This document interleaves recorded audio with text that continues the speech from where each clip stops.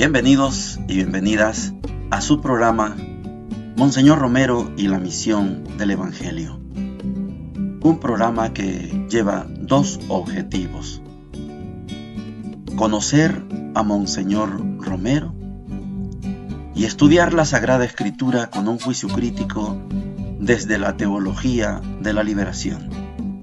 Cada día tendremos un encuentro con Monseñor Romero y con el Dios de Jesús.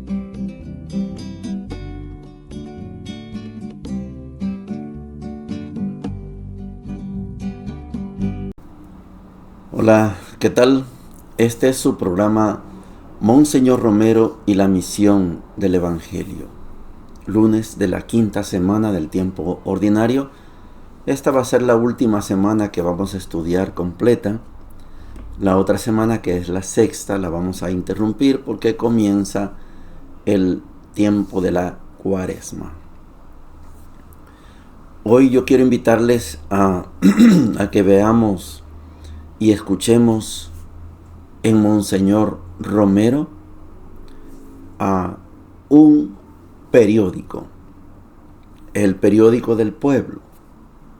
Por esto que vamos a escuchar hoy, a Monseñor se le fue dando el título de voz de los sin voz. Monseñor es una voz autorizada que puede decir la verdad sin ataduras de ninguna clase, con la libertad de los hijos e hijas de Dios. Oigamos a Monseñor. También ha marcado esta semana de la independencia, el domingo pasado en Santana, la represión de una manifestación que deja muertos, heridos y capturados. Lo mismo en Zacatecoluca. También la asamblea y la concentración estudiantil en la Universidad Nacional por la protesta de exámenes parciales. Hay también horas de violencia. Hemos lamentado también hoy muchos hechos que no vienen a la memoria, pero ciertamente ayer nos estremecían las noticias con el asesinato del doctor Rubén Alfonso Rodríguez, el ametrallamiento de la embajada norteamericana, el asesinato en Soyapango de los jóvenes Miguel Ángel Flamenco Solís, Rubén Orlando Platero. Las noticias bastante ambiguas. Nuestra oficina de información emitirá un boletín esta semana para decir la versión desde nuestras investigaciones en honor a la justicia y a la verdad. Se recibe una carta de una mujer afligida de Portillo del Norte, donde Adrián Serrano desaparece desde agosto, y la nota triste del campesino que dice: desde el 2 de agosto fue capturado por la Guardia Nacional a las 11 de la mañana en el caserío Las Cañas, dándole con rumbo a Chalatenango, y que día no se sabe de su paradero. Ya lo hemos buscado en muchas partes. Los cuerpos de seguridad de Chalatenango, de San Salvador, nos dicen que no saben nada de él. Qué angustias la de los desaparecidos. Por eso un comité de pro libertad de presos políticos que quiere interpretar este dolor se presenta a la asamblea esta semana para pedir la amnistía de 65 reos juzgados por la ley del orden público, y también para pedir noticias del paradero de 101 personas desaparecidas, a las que se van agregando otras y otras. De Nicaragua también, refiriéndose al caso del padre salesiano, nos llega de su autoridad, del padre Pacheco, una aclaración de los acontecimientos que son muy distintos de cómo los presenta la noticia pública. Declaramos, dice al final, que después de tantos cateos y de la clara conducta del padre Pacheco y demás salesianos en la actuación exclusiva de su misión salesiana, debía haber resultado evidente para la Guardia Nacional y demás autoridades gubernamentales la no injerencia en política de los mismos, en ninguna forma y en ningún momento, que la presencia del padre Pacheco en la Magdalena fue de asistencia supletoria para proveer a las necesidades religiosas de los fieles, que no consta del encuentro de tales armas y literatura subversiva en la mencionada parroquia. Termina el manifiesto protestando por estas tergiversaciones de la verdad. Tengo muchas otras cosas, queridos hermanos, pero no quiero cansarlos. Ustedes pueden leer en la página de Solidaridad de Orientación muchos hechos, y ustedes saben también muchas cosas.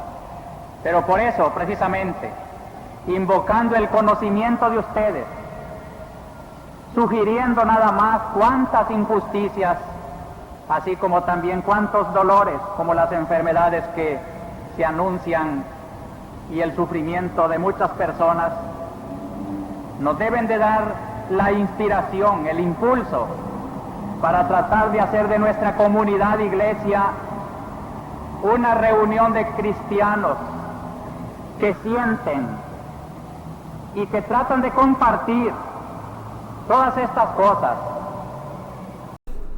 Aquí tenemos un gran elemento para reconocer eso que le ha quedado como título a Monseñor Romero, que Monseñor Romero es la voz de los sin voz, que Monseñor Romero constituyó prácticamente un verdadero periódico del pueblo.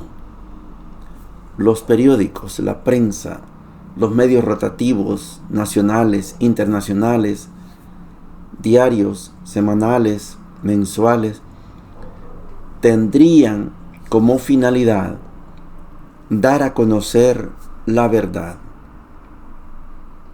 pero no dicen la verdad, esconden la verdad, sacan otra información.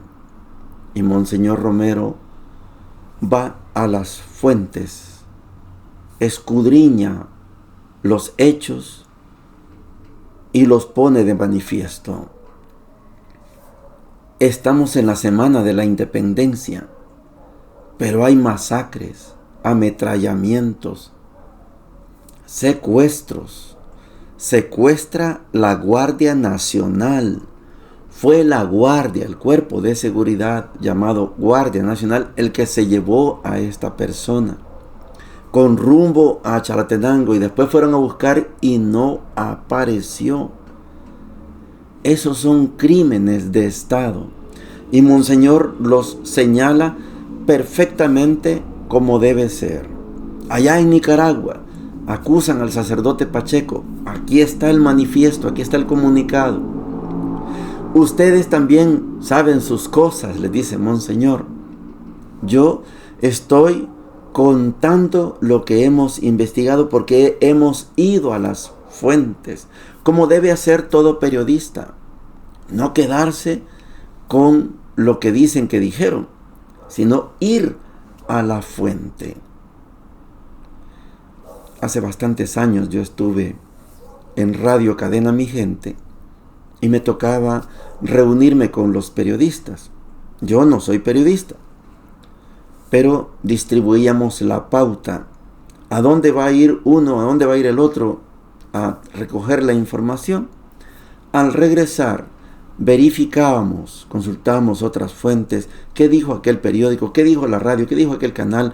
Y cuando estábamos seguros de lo que habíamos investigado, entonces se ponía en el boletín de prensa. Mientras, no. Esto solamente nosotros lo estamos diciendo, entonces no. Hay que esperar otras fuentes, hay que comparar. Puede ser que estemos equivocados. Y mandamos de nuevo al periodista a que fuera a verificar ya con los implicados, a ver qué información. Este es un trabajo de periodismo.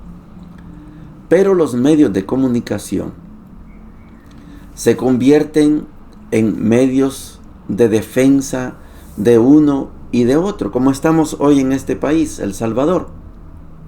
hay medios a favor del gobierno, medios en contra del gobierno. Entonces, si usted quiere saber los errores y los pecados que comete el gobierno, vaya a las fuentes de los periódicos que están en contra del gobierno.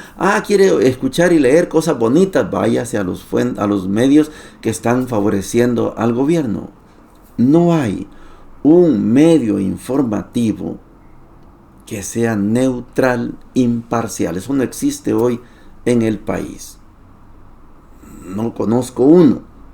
Preséntenmelo si usted lo conoce. Yo no conozco uno. Yo sigo varios comunicadores, varios youtubers, facebookeros, y solo uno, que no tengo por qué decir el nombre, solo uno aclara muy bien.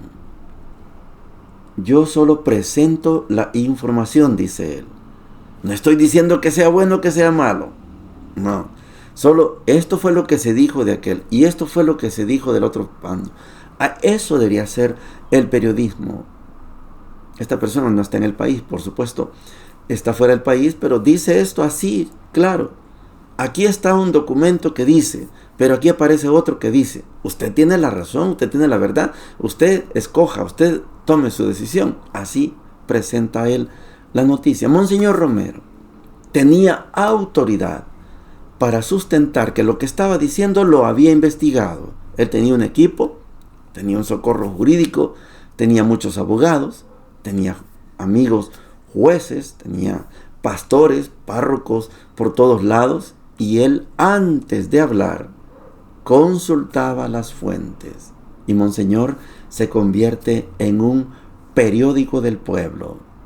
Ahí está el periódico Orientación. La página se llama Solidaridad. Vayan y lean. Ahí están todos los hechos. No los escondía. Los daba a conocer. Aquí hay una razón por qué a Monseñor le llamamos la voz de los sin voz. Porque otros decían mentira. Esos no eran voz.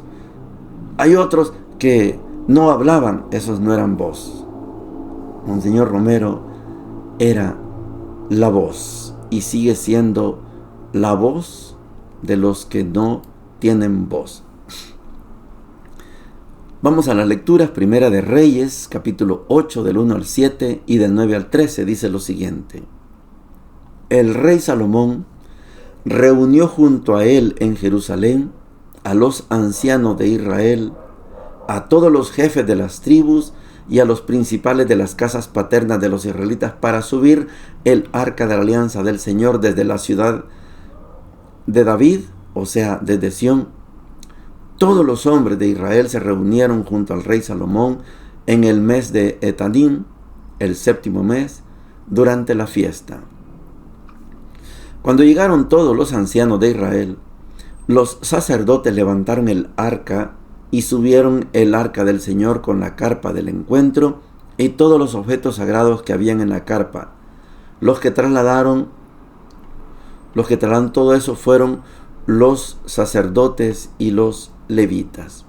Mientras tanto, el rey Salomón y toda la comunidad de Israel, reunida junto a él delante del arca, sacrificaban carneros y toros en tal cantidad que no se podía contar ni calcular. Los sacerdotes introdujeron el arca de la alianza en su sitio, en el lugar santísimo de la casa, el santo de los santos, bajo las alas de los querubines, porque los querubines desplegaban sus alas sobre el sitio destinado al arca y resguardaban por encima el arca y sus andas. En el arca se encontraban únicamente las 2 tablas de piedra de Moisés en el Horeb había depositado allí, las tablas de la alianza que el Señor había hecho con los israelitas a su salida de Egipto. Mientras los sacerdotes salían del santo, la nube llenó la casa del Señor, de manera que los sacerdotes no pudieron continuar sus servicios a causa de la nube, porque la gloria del Señor llenaba la casa.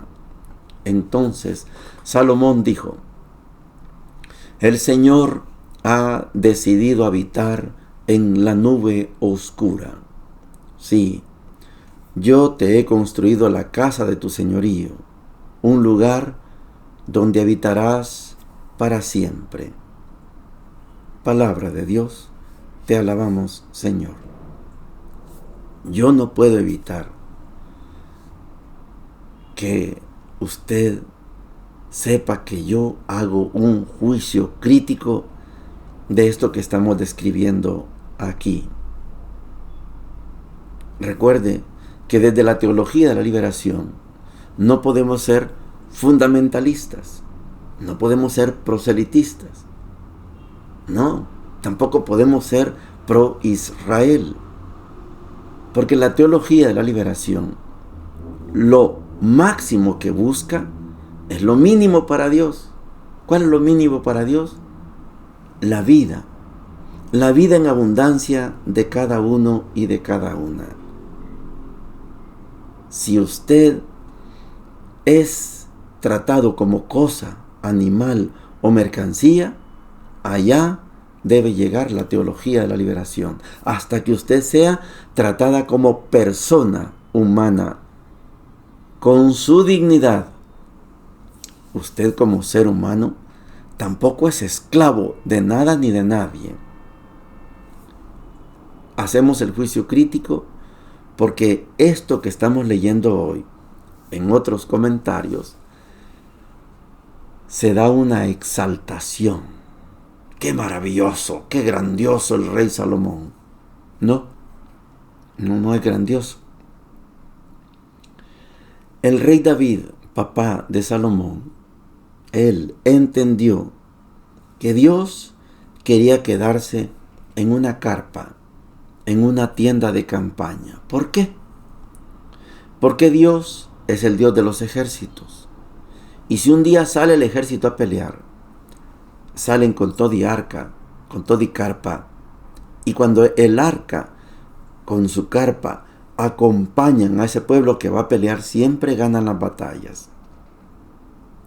Salomón, hijo del rey David, entendió de otra manera a Dios y construyó un gran templo, 30 metros de largo, 10 metros de ancho, 15 metros de altura. Es un monstruo, es una catedral. Y hay en ese templo varios patios. El patio general, el patio de los gentiles, el patio de los hombres, y desde ahí ya no pasan las mujeres, y ahí viene el lugar de los sacrificios donde están solamente los sacerdotes. Y al fondo del fondo, allá, el último reducto del templo, allá al fondo, está el Santo de los Santos, el Santo Santorum. Allá fueron a meter el arca de la alianza. Allá estaban las 2 tablas de la ley de Moisés. Este es un cambio diametral que para usted puede ser normal. Para los teólogos de la liberación, no. Porque es un cambio de idiosincrasia y que sigue siendo un objeto de afección para nuestro desarrollo como cristianos del siglo XXI. Esto sucedió 1000 años antes de que llegara Jesús. Y han pasado 2000 años desde que nos mataron a Jesús. Y este fenómeno de Salomón sigue influyendo en nuestras cabezas. Es una lástima. Es una lástima. Sucede que el rey Salomón decidió construir el templo. El arca estaba en el monte Sión. Lo vamos a traer a Jerusalén y lo vamos a meter allá al fondo. Mientras tanto, hacemos sacrificios de corderos, de toros que no se podían contar. O sea, Salomón es un burgués, es un rico, claro. Esa fue la estrategia que le dejó David. David puso la capital de Israel en Jerusalén, porque por ahí pasan los mercaderes que van a Fenicia, que vienen de Mesopotamia, que ahí pasan y a todos les vamos a cobrar impuestos. Y el dinero abundaba para el rey Salomón. Incontables los sacrificios de corderos, de toros y una gran fiesta. Es una fiesta de un rico, no es la fiesta de un pueblo pobre. Vamos al último fenómeno. Cuando ya está el arca de la alianza allá en el fondo, entró la neblina, la Shekinah. La neblina era la imagen visible de la presencia de Dios. Hubo un momento del pueblo de Israel que estaba la tienda de campaña, estaba el arca de la alianza adentro de la tienda de campaña, y la neblina nunca aparecía. Y decían, Dios nos ha abandonado. Pero de repente aparecía la neblina, la Shekinah, y llenaba la tienda y decían, Dios está con nosotros. Hoy acaba de ver la neblina entrando al templo, espesa la neblina. Y usted dice, ¡wow! Ahí está la presencia de Dios, sí. David, inteligente, hace capital a Jerusalén. Si usted conoce alguna comunidad cualquiera, y cuando empieza el amanecer, brota la neblina. Es un fenómeno físico. Si ha llovido, al siguiente día tenga la seguridad que ahí va a estar lleno de neblina. La neblina es un fenómeno físico, pero para los israelitas era un fenómeno sobrenatural. Entró la neblina en el templo. Quiere decir que Dios ha decidido estar allá adentro. ¿Usted cree que Dios cambió de opinión?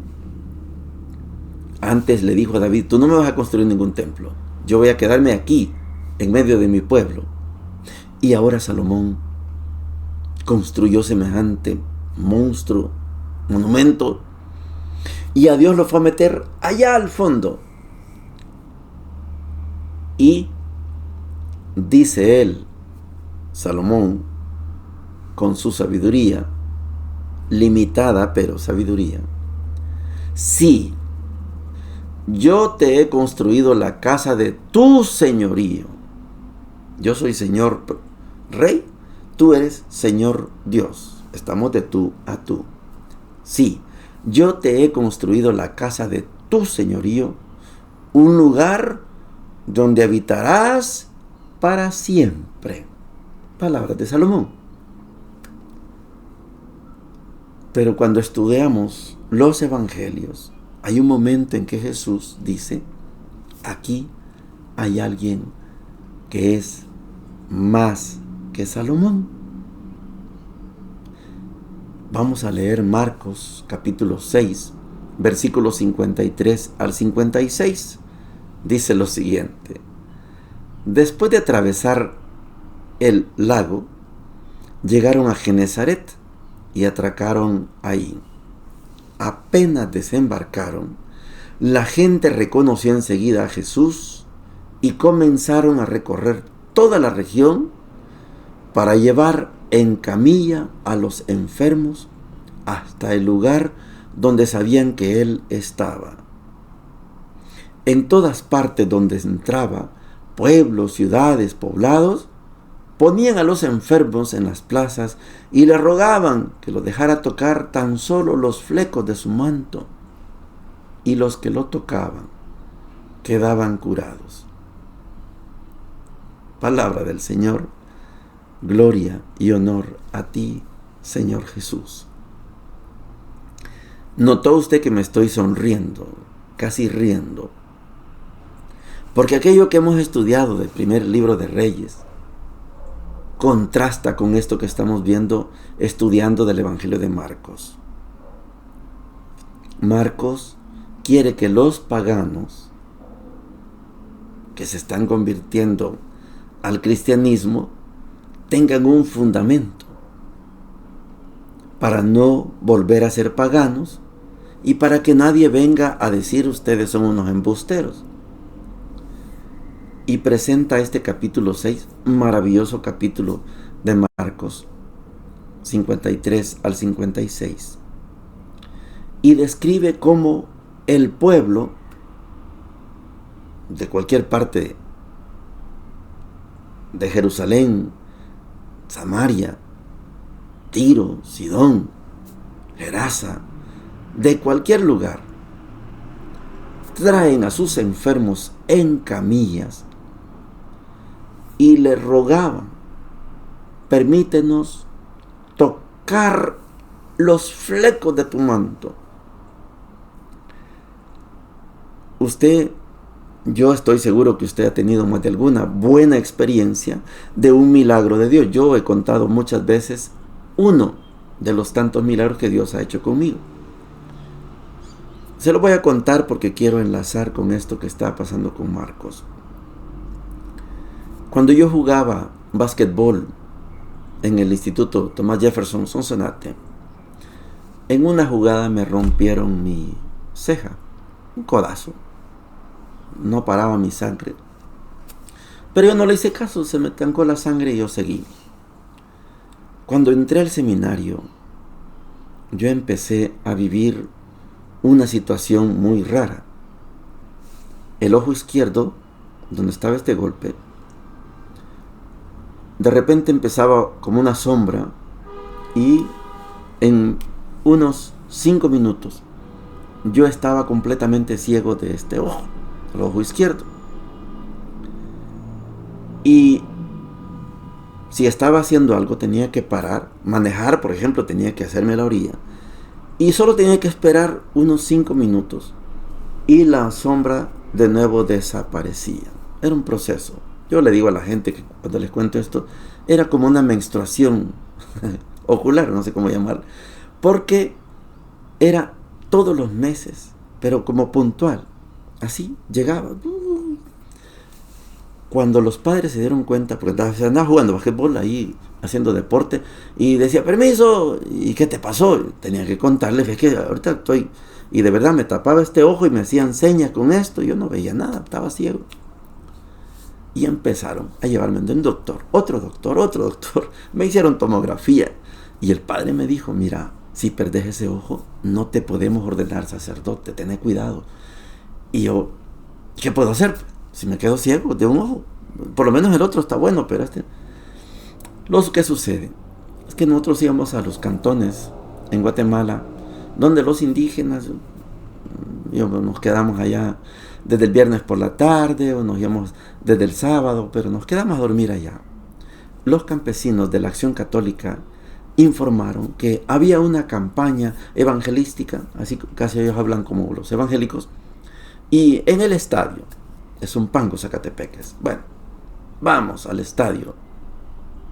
Y era uno más, éramos 3 seminaristas, Bernabé, Ricardo y yo, vamos. Y estando en el estadio, empezó el predicador a decir. Pero cuando dijo: vamos a hacer la oración de sanación, los que tengan algún problema con sus pies, que no sé cuánto, como puedan ahí, ellos pónganse de pie, vamos ahí. Y a los que tengan problemas, y cuando dijo: si alguien tiene problema con su ojo, póngase de pie, vamos a orar. Mauricio se puso de pie. Yo tengo un problema con este ojo. Y el Señor, a saber quién era, oró. Y nunca más me volvió a quedar ciego el ojo. Entonces, ¿por qué les explico esto? Porque Marcos está diciendo lo fundamental del Dios cristiano.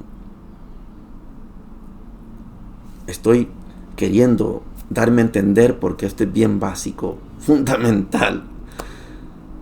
Porque usted puede decir: pero si Jesús, cuando estaba aquel leproso, le dijo: maestro, si quieres, puedes limpiarme. Y Jesús lo tocó y el leproso quedó curado.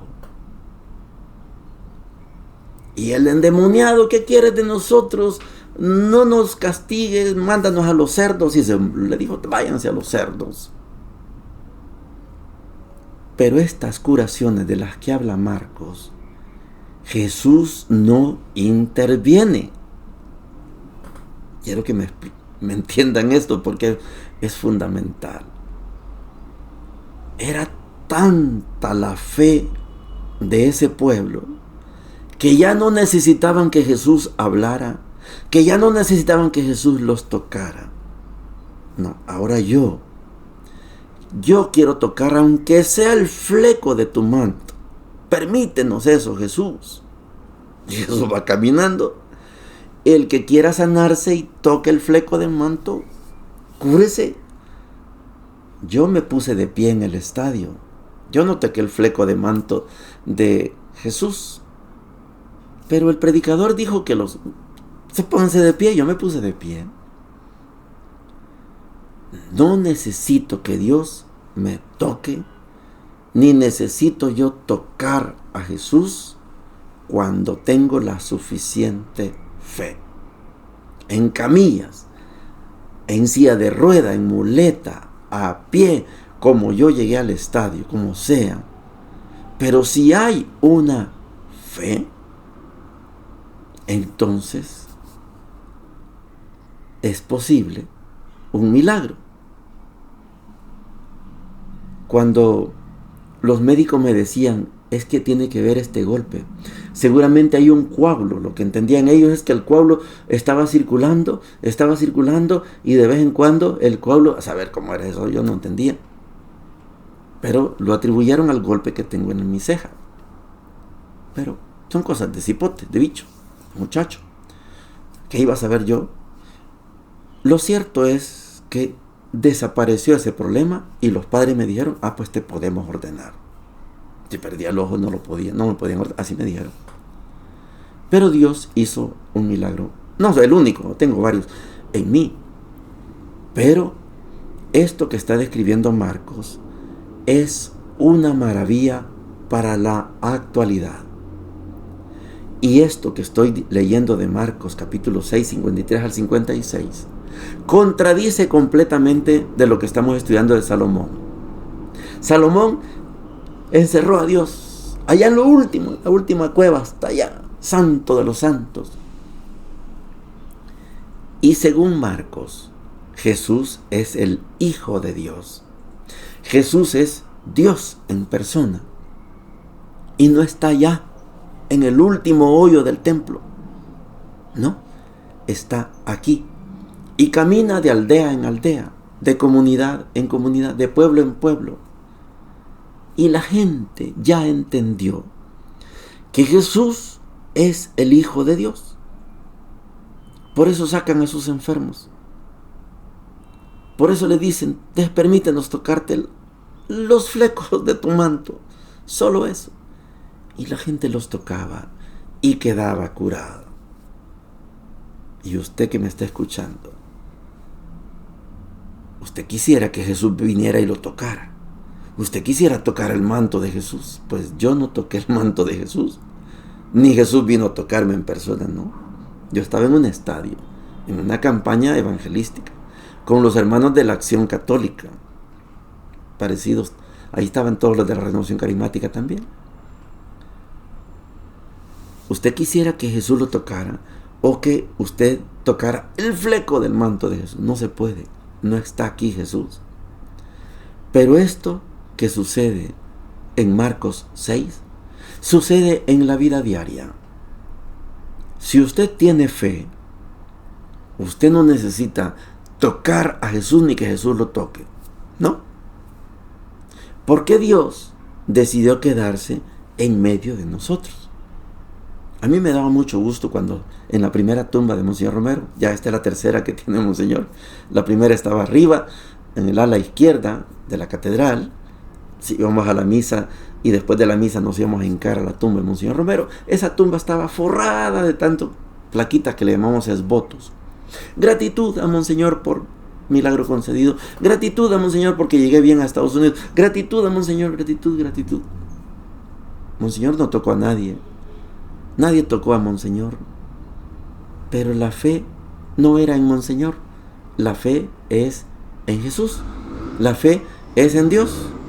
Y esta fe hace que alguien como yo, que estaba malo de un ojo, se cure del ojo, que alguien que tenía mal un pie se curó de su pie, que alguien que estaba de camino para Estados Unidos llegó con bien a Estados Unidos, que alguien, miles de plaquitas, de votos, de gratitudes.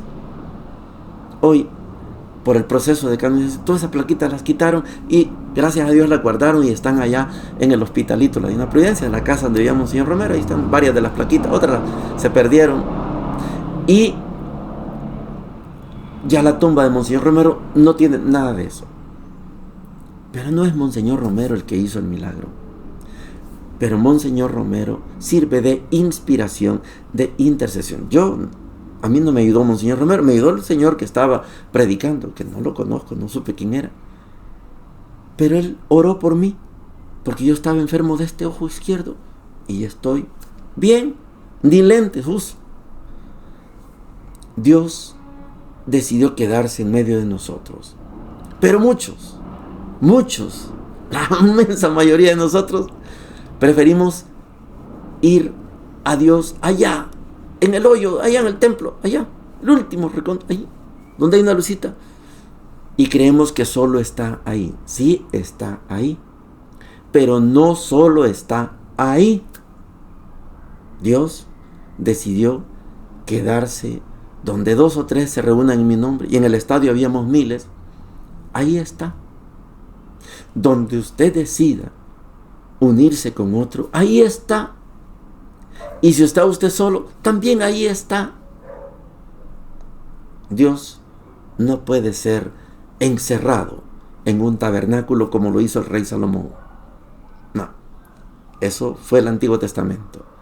En el Nuevo Testamento, esa figura del templo se rasgó, el velo del templo se rasgó en 2. Y la neblina que se vio entrar, esa neblina salió del templo. Ya no está más ahí. En ese templo no. Hoy no hay templo en Jerusalén. Pero nosotros, con la Santa Hostia, sí está presente ahí, en el tabernáculo, ahí en el sagrario.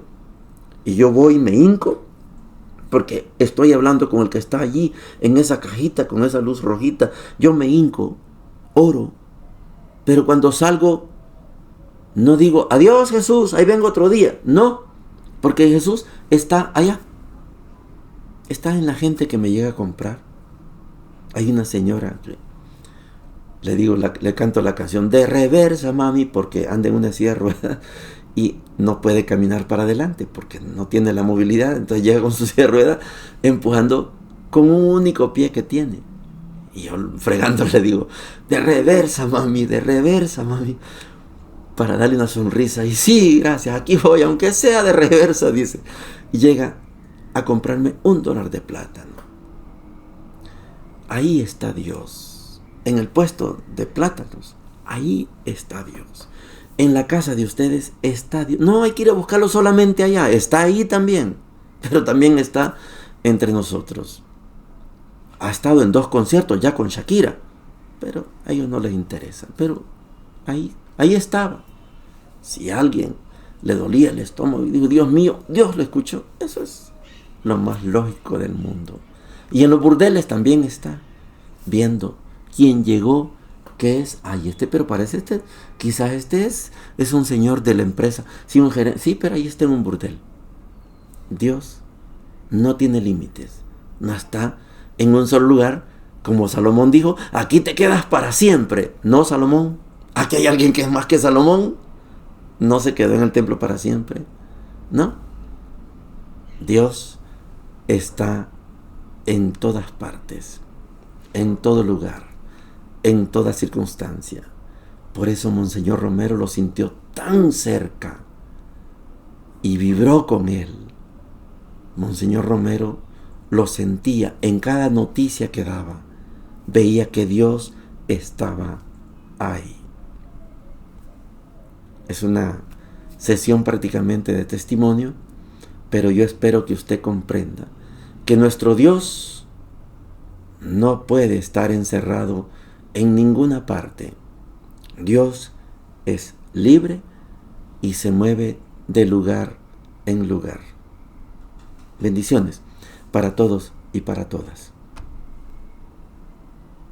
Hemos presentado Monseñor Romero y la misión del Evangelio. Hasta la próxima.